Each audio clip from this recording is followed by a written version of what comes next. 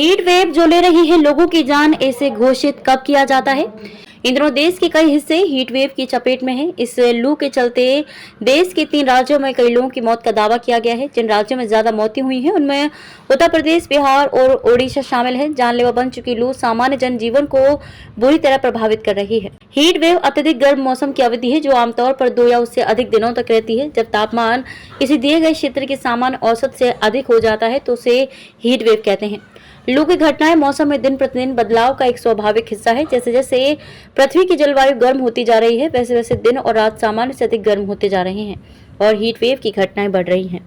इससे मौतों और बीमारियों की आशंका बढ़ जाती है। भारत मौसम विज्ञान विभाग IMD की परिभाषा के अनुसार जब मैदानी इलाकों का अधिकतम तापमान 42 डिग्री सेल्सियस तक और पहाड़ी क्षेत्रों का तापमान 32 डिग्री सेल्सियस तक पहुंच जाता है तो लू चलने लगती है। यदि तापमान 47 डिग्री सेल्सियस तक पहुंच जाता है तो ये खतरनाक लू की श्रेणी में कहा जाता है। तटीय क्षेत्रों में जब तापमान 37 डिग्री सेल्सियस हो जाता है तो लू चलने लगती है। ये मुख्य रूप से मार्च से जून के दौरान और कुछ दुर्लभ मामलों में जुलाई में भी होता है। भारत में इन गर्म हवाओं का चरम महीना मई है। हीट वेव आमतौर पर मार्च से जून के दौरान उत्तर पश्चिमी भारत, मध्य पूर्व और उत्तर प्रायद्वीपीय भारत के मैदानी इलाकों में होता है। इसमें पंजाब, हरियाणा, दिल्ली, उत्तर प्रदेश, बिहार, झारखंड, पश्चिम बंगाल, ओडिशा, मध्य प्रदेश, राजस्थान, गुजरात, महाराष्ट्र और कर्नाटक के कुछ हिस्से, आंध्र प्रदेश और तेलंगाना शामिल हैं। कभी कभी ये तमिलनाडु और केरल में भी होता है।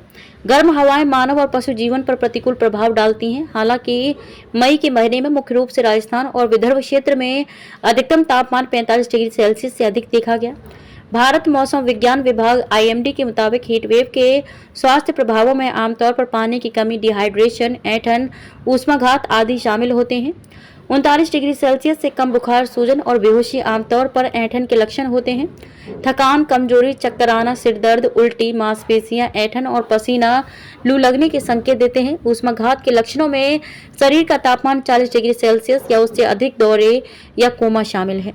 ये एक घातक स्थिति मानी जाती है। कई रिपोर्ट्स में लू के चलते देश के 3 राज्यों में 100 से ज्यादा लोगों की मौत का दावा किया गया है। जिन राज्यों में ये मौतें हुई हैं उनमें उत्तर प्रदेश, बिहार और ओडिशा शामिल हैं। बिहार में लू के चलते 45 और ओडिशा में 20 लोगों की मौत की खबर है, लेकिन इनकी आधिकारिक पुष्टि नहीं की गई है। डॉक्टर रेखा सिंह ने बताया कि जिन लोगों की मौत हुई है वे पहले से बीमार थे और गर्मी और लू के चलते उनकी बीमारी गंभीर हो गई जो उनकी मौत का कारण बनी। गर्मी को देखते हुए विभिन्न महीनों के दौरान भारत में पारा के बढ़ने से पिछले कुछ वर्षों में कई रिकॉर्ड टूट गए। 2016, 2009, 2017 और 2010 और 2022 भारत में रिकॉर्ड किए गए सभी 5 सबसे गर्म वर्ष पिछले 15 वर्षों में थे। IMD ने कहा कि 15 सबसे गर्म वर्षों में से 11 वर्ष 2008 से 2024 के बीच ही दर्ज किए गए। 2010 से अनुमानित 6500 लोग गर्मी से संबंधित बीमारियों में मर चुके हैं। IMD के अनुसार 2023 में 29.5 डिग्री सेल्सियस के अधिकतम तापमान के साथ 1901 के बाद से सबसे गर्म फरवरी देखी गई। 2021 में प्रकाशित एक शोध में कहा गया था कि 1971 से 2019 तक देश में हीट वेव की 706 घटनाएं हुई। इसके अनुसार हीट वेव ने भारत में 50 वर्षों में 17,000 से अधिक लोगों की जान ले ली। इस समय जो हीट वेव चल रहा है, क्या सावधानी बरतनी चाहिए? जी, इस समय गर्मी बहुत ज़्यादा पड़ रही है। मनुष्य ही नहीं, पशु पक्षी भी परेशान हैं। और यदि हम लोग अपने शरीर में कुछ बचाव करके चलें, गर्मी का बचाव करके रखें तो हम इस गर्मी से बच सकते हैं। जैसे कि सुबह आप सबसे पहले पानी को मात्रा में पिएं। कभी भी घर से बाहर निकले तो पानी का खूब अच्छे से प्रयोग करें। बाहर जाएं, लस्सी है, शिकंजी है या पेय पदार्थ, किसी भी फल का जूस, उसको अच्छी मात्रा में लें।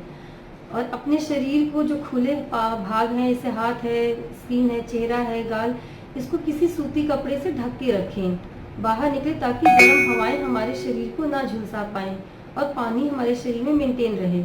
साथ ही साथ हल्का भोजन करें क्योंकि तरह तरह की पेट की बीमारियां भी गर्मियों में होती हैं। इसलिए हल्का भोजन करें, समय समय पे सही मात्रा में भोजन का प्रयोग करें। परिचय? जी, मैं डॉक्टर रेखा सिंह, नारायण हेल्थ क्लिनिक से।